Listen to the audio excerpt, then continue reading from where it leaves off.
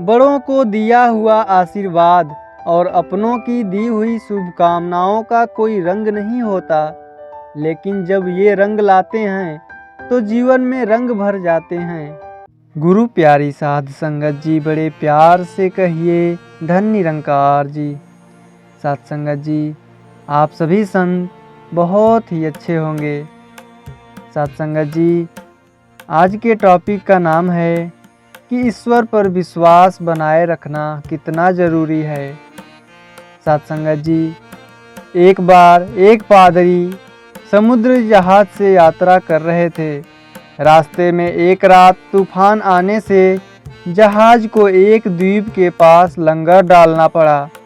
सुबह पता चला कि रात आए हुए तूफान में जहाज में कुछ खराबी आ गई है। साध संगत जी, जहाज को 1-2 दिन तक वहीं रोककर उसकी मरम्मत करनी पड़ेगी। पादरी महाशय ने सोचा, क्यों ना एक छोटी बोट से द्वीप पर चलकर घुमा जाए। अगर कोई मिल जाए तो उस तक प्रभु का संदेश पहुंचाया जाए और उसे प्रभु का मार्ग बताकर प्रभु से मिलाया जाए। तो वह जहाज के कैप्टन से इजाज़त लेकर एक छोटी बोट से टापू पर गए।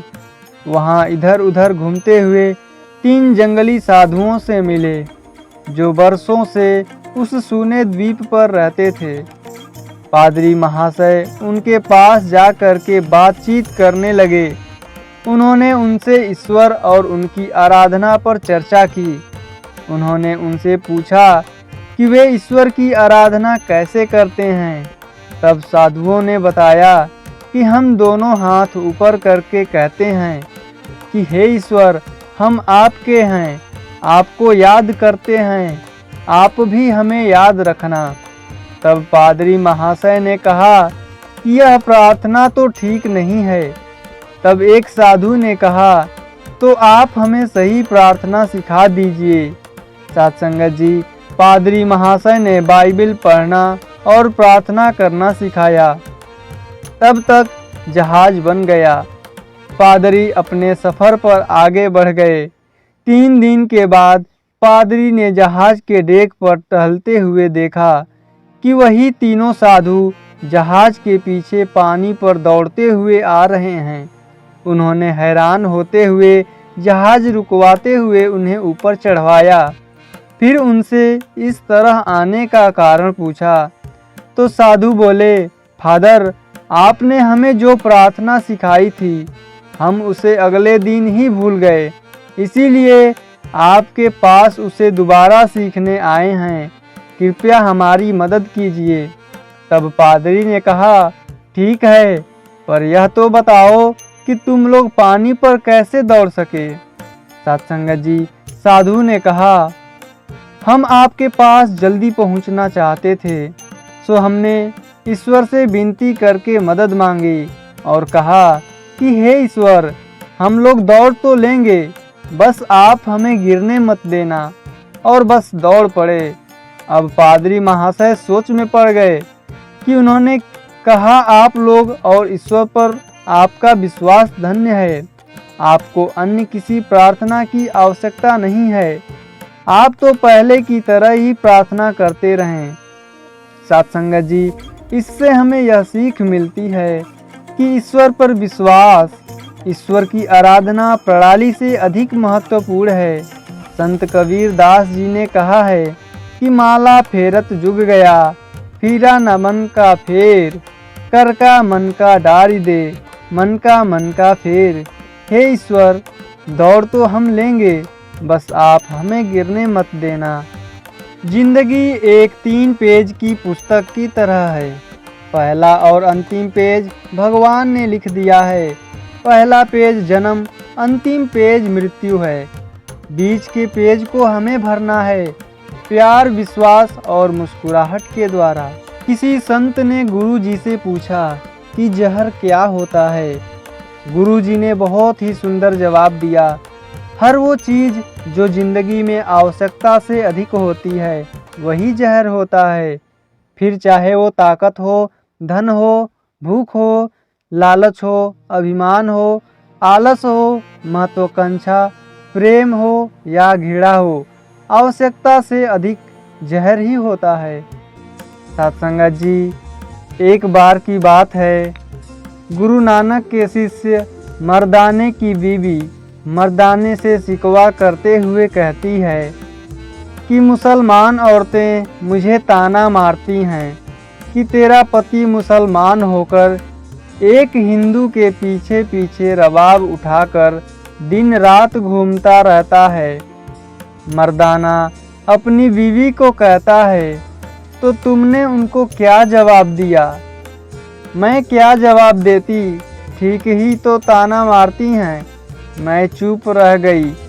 वाकई में वो वेदी कुलभूषण हैं, वेदियों के वंश में पैदा हुई हैं और हम मरासी मुसलमान।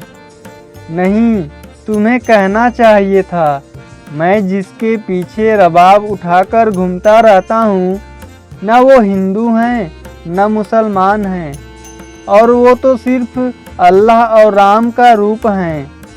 वो ईश्वर हैं, गुरु हैं। वो किसी समुदाय में नहीं बंधा हुए हैं। वो किसी किस्म के दायरे की गिरफ्त में नहीं हैं। घरवाली यकीन नहीं करती, कहती है कि अगर ऐसा है तो वो कभी हमारे घर आया क्यों नहीं, और नहीं कभी हमारे घर उसने भोजन किया है। अगर आपके कहने के मुताबिक सब लोग उसकी निगाह में एक हैं, तो गुरु नानक कभी हमारे घर भी आए, हमारा बना हुआ भोजन भी तो करे।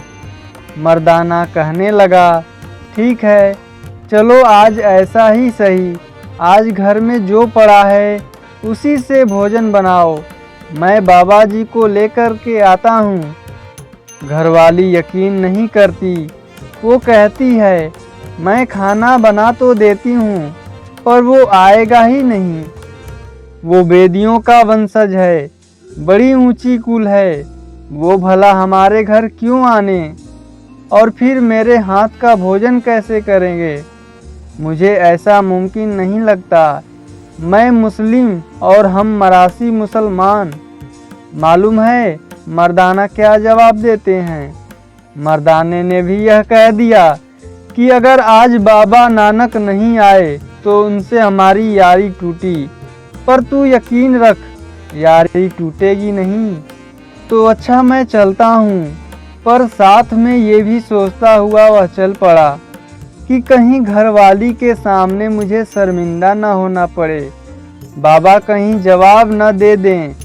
यही सोचता हुआ चला जा रहा है कि अभी 200 कदम ही चला होगा, बाबा जी रास्ते में ही मिल गए। दुआ सलाम की सजदा किया। स्वाभाविक रूप से पूछ लिया कि बाबा जी आप कहाँ जा रहे थे? तो सतगुरु जी कहने लगे कि मर्दाने, आज सुबह से दिल कर रहा था कि दोपहर का भोजन तुम्हारे घर चल कर के करूं। तो मर्दाने फिर चलें तुम्हारे घर? मर्दाना रो पड़ा, मुंह से चीख निकल गई। बाबा जी कहने लगा कि एक छोटा सा रत्ती भर शक हमारे मन में आया था, पर बाबा जी वह दूर हो गया। सच में आप सांझे हैं। गुरु तो वो है, और वास्तविक गुरु वो है जो मन की शंका को मिटा दे, जिसका नाम, जिसका ज्ञान और जिसका एहसास मन की सभी शंकाएं दूर कर दे, वही सच्चा गुरु है। सत्संगत जी, ईश्वर टूटी हुई चीज़ों का इस्तेमाल कितनी खूबसूरती से करता है। जैसे बादल टूटने पर पानी की फुहार आती है, मिट्टी टूटने पर खेत का रूप ले लेती है, पौधा टूटने पर बीज अंकुरित हो जाता है, और बीज टूटने पर एक नए पौधे की संरचना होती है। इसीलिए जब आप खुद के अंदर कोई टूटन महसूस करें तो समझ लीजिए ईश्वर आपका इस्तेमाल किसी बड़ी उपयोगिता के लिए प्रयासरत है। सत्संगत जी, उम्मीद करते हैं कि आज की यह साखी आप सभी संतों को जरूर पसंद आई होगी। सत्संगत जी, बड़े प्यार से कहिए, धन्य निरंकार जी।